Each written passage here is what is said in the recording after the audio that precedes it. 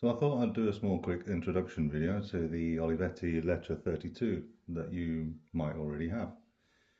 Quite simple machine, very straightforward. Obviously you lift the top off and you can see all the beautiful things inside. Spool, keys, slugs, basket that goes up and down with the shift.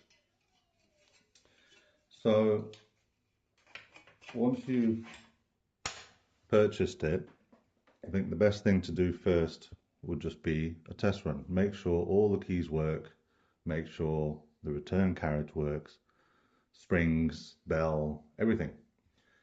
So I'll just grab some paper. There are two ways of doing this. One, you can release the carriage, sorry, not the carriage, you can release the platen, or you can release the paper hold. That would be this lever here. It makes it easier to pop the paper in and out when you're done. Close it once you're done and then wind it. Lift the paper guide and then goes up.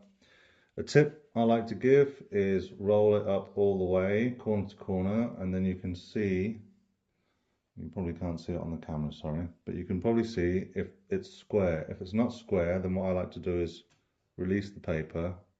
You can adjust it side to side, close it once you're done, and then roll it back. Release the arm, put it into gear, as I call it, first gear, and then, oops, sorry, carriage release, important. That would be this little thing here. So you want to slide that up all the way to where the margin is set. Those are back here. And then a test run. So a test run is basically testing all the letters, all the numbers, until you get to the end of the line.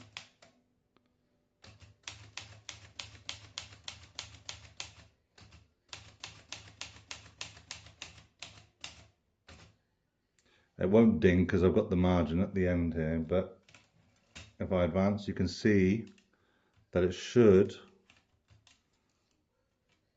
crop up to the next line. Hold on 1 second. So first gear, we'll skip one line. Second gear, as I call it, 2 lines, and so on and so forth.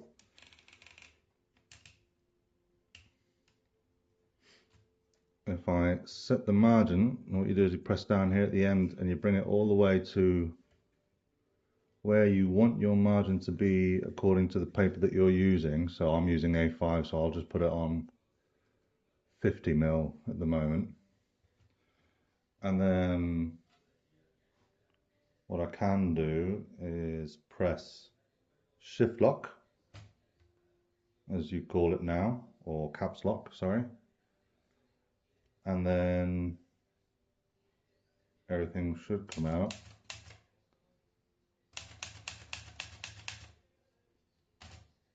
And capital letters, there you go. Shift color. Now I don't have a red, black and red. I have black and black loaded. But what you do is you shift it all the way down to the red, and then it would change color automatically.